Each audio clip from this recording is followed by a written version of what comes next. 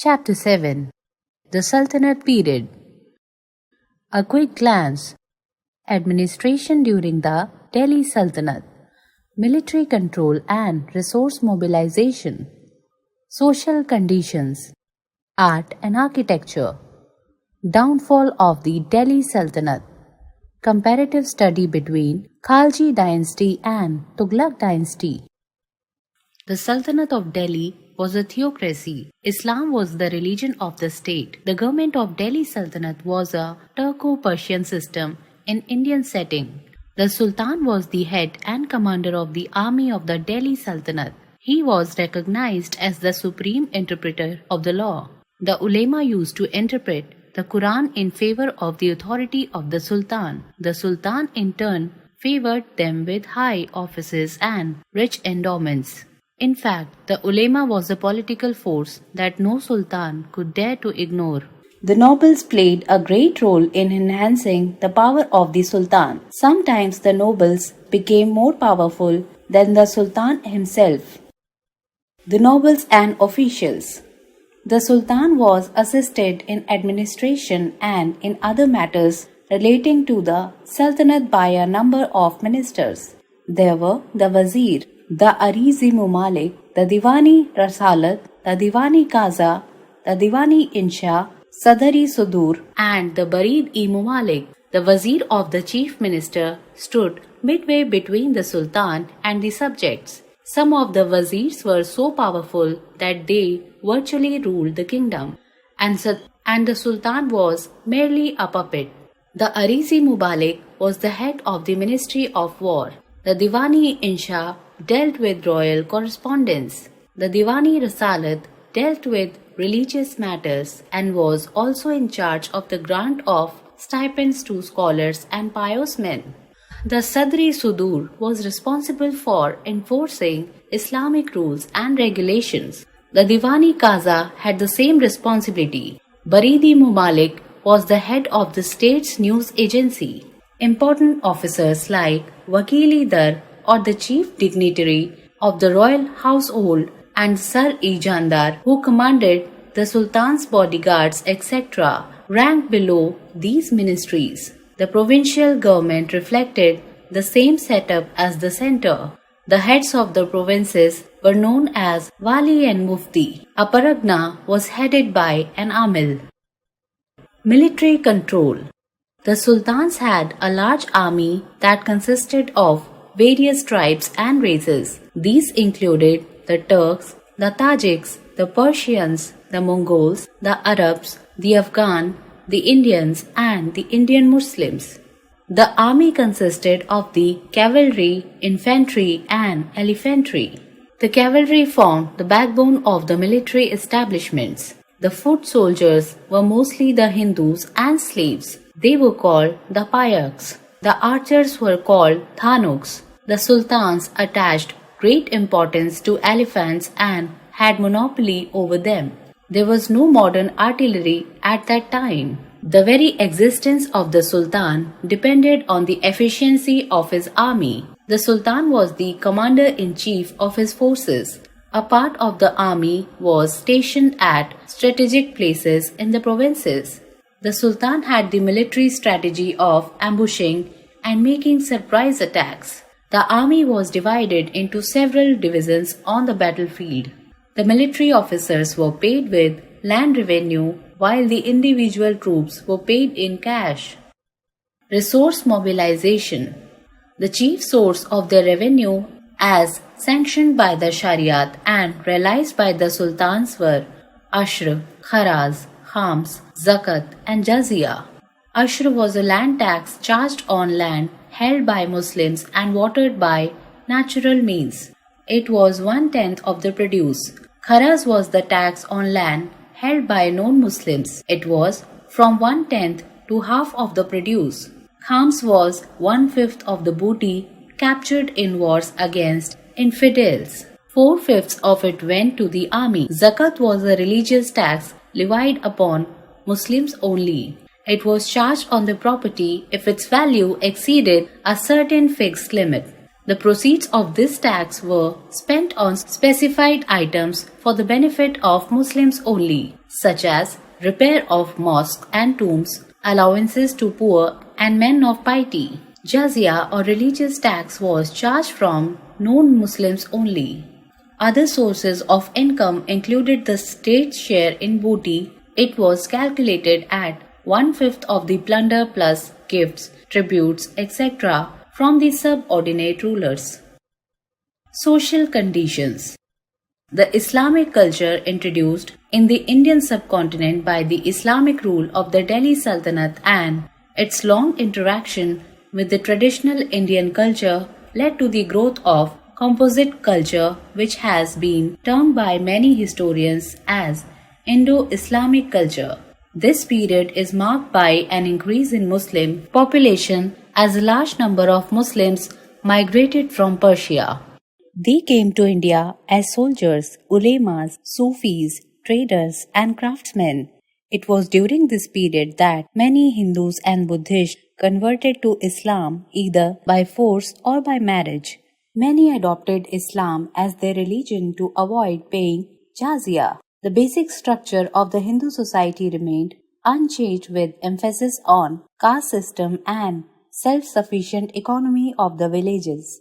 Age-old practices like sati, parda, and child marriage were prevalent. The position of the women deteriorated as they had no access to education and were not allowed to participate in the affairs of the state. Caste system became more rigid with greater importance and authority being given to the ulemas, maulvis, qazis, and pandits who formed a powerful and influential group of the society. The main source of revenue was from the tax imposed on land. The farmers were burdened with heavy tax during the reign of Alauddin Khalji and Muhammad bin Tughlaq. However, their conditions improved during the reign of Firoz Shah Tughlaq, who undertook many welfare and relief measures. The artisans and craftsmen from both the Hindu and Muslim society followed hereditary professions. The intermingling of these two communities gave rise to a new types of art and craft which can be seen in the works of this period.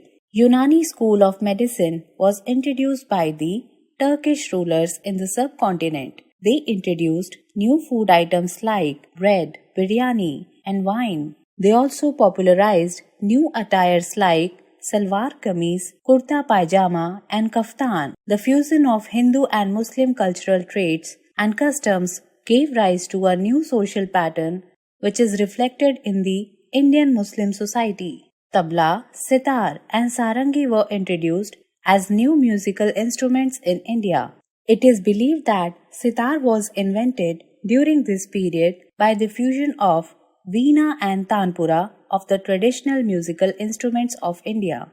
Hindustani musical form was a result of the fusion of Indian and Islamic classical music. It was during this period the Qawwali mode of singing was introduced in India by Amir Khusro, the court poet of Alauddin Khalji. Persian was declared as the new official court language in the Delhi Sultanate in the place of Sanskrit. However, the Hindu kings continued to patronize Sanskrit in their territories which were not under the rule of the Delhi. Art and architecture. The Turks were great patrons of art and architecture. They brought with them the art and architecture of the Western and Central Asia. Adhai Din Ka Jhonpara is a mosque that was constructed during the Sultanate period. There is a legend connected with its construction. It is said to be constructed only in 2.5 days. It is a masterpiece of Indo-Islamic architecture. The sultans employed Indian craftsmen for designing and construction of their buildings. As a result, a new style of architecture known as Indo-Islamic architecture developed. This style is seen in the old buildings and monuments of Delhi. Qutub complex is such a magnificent structure in Delhi. Alauddin Khalji built a new capital called Siri near Qutub complex. He also built the Alai Darwaza, the entrance door to the Qutub complex. Ghiyasuddin Tughlaq built the city of Tughlaqabad and Firoz Shah Tughlaq built the fort Firoz Shah Kotla. The tomb of Ghiyasuddin Tughlaq set a new trend in architecture, which is octagonal in shape, but there was lack in the correctness of proportions in these buildings. They were made of bricks and stones. The arches and domes were a speciality of these buildings. Calligraphy was used to decorate the buildings with excerpts from the Quran. Downfall of the Delhi Sultanate. The Turk-Afghan sultans of Delhi ruled over India for more than 3 centuries. Most of the sultans were intolerant towards the Hindus. They were ill-treated and forced to convert to Islam. The Hindu temples were destroyed. They were forced to pay the jizya. Even the Hindus who converted to Islam did not have any prestige. Lack of good means of transport and communication system was a hindrance in ruling over such a vast empire. Most of the sultans were weak and pleasure-loving rulers. Their nobles often revolted against them. Most of the sultans depended on the army of their nobles or vassals. Some of the sultans maintained a huge army, but it was not properly organized and had no discipline. The sultans of Delhi had conquered and ruled the country by sword. They did not try to win the confidence of their subjects. They were despotic by nature. The Mongol invasions were also responsible for the weakening of the empire. After the fatal blow of the Timur on the Tughlakas, Babur put an end to the Sultanate and founded the Mughal Empire in India. There was no definite law of succession. There were frequent wars and intrigues for the throne. A comparative study between the Tughlaqs and the Khaljis. The Khalji dynasty, 1290 CE to 1320 CE.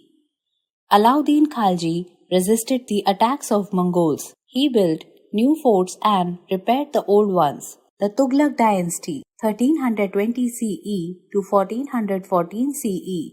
Muhammad bin Tughlaq shifted his capital from Delhi to Daulatabad and back. He raised a large army to attack and conquer Iran, Khorasan, and Iraq, but it was never carried out. His another campaign in the Himachal region totally failed. Alauddin Khalji maintained a large standing army well equipped with imported horses of good breed and paid the soldiers in cash. He also branded the horses with royal insignia and kept a detailed record of the soldiers. He paid the soldiers at reduced rates and to make sure that they did not find it difficult to meet their expenses. The prices of essential commodities were fixed. Muhammad bin Tughlaq also maintained a large standing army. He raised land tax and introduced copper coins to meet the army's expenses. Both the measures failed because of famine and circulation of counterfeit currency, respectively. He had to give free grains to the farmers and compensate for the counterfeit currency, which caused a great loss to the treasury. Alauddin Khalji got the land reassessed and fixed new rates of taxes. Surplus grains were stored in granaries to meet natural crisis. Firoz Shah Tughlaq reduced the rates of land tax and wrote off farmers' loans. He got wells dug and made canals and dams to promote agriculture. Alauddin Khalji fixed prices of commodities, standardized weights, and punished those who cheated. He appointed special officers to keep a watch on the market. Offenders were punished severely. Firoz Shah Tughlaq set up a department of charity called Diwani Khairat to look after the destitutes, widows, and orphans. He even set up karkhanas for the benefit of artisans and banned the practice of inhuman punishments. Alauddin Khalji built a city called Siri, Alai Darwaza, Siri Fort, Hazar Situr, and Hauzi Alai. Renowned scholar and poet Amir Khusro was patronized by him. Firoz Shah Tughlaq built new towns such as Hisar, Firozabad, Jaunpur, and Fatehabad. All these towns had mosques, palaces, hospitals, libraries, orchards, and gardens. He decorated his Fort Kotla Firoz Shah with 2 Ashokan pillars brought from Meerut and Topra. He got many Sanskrit works translated into Persian.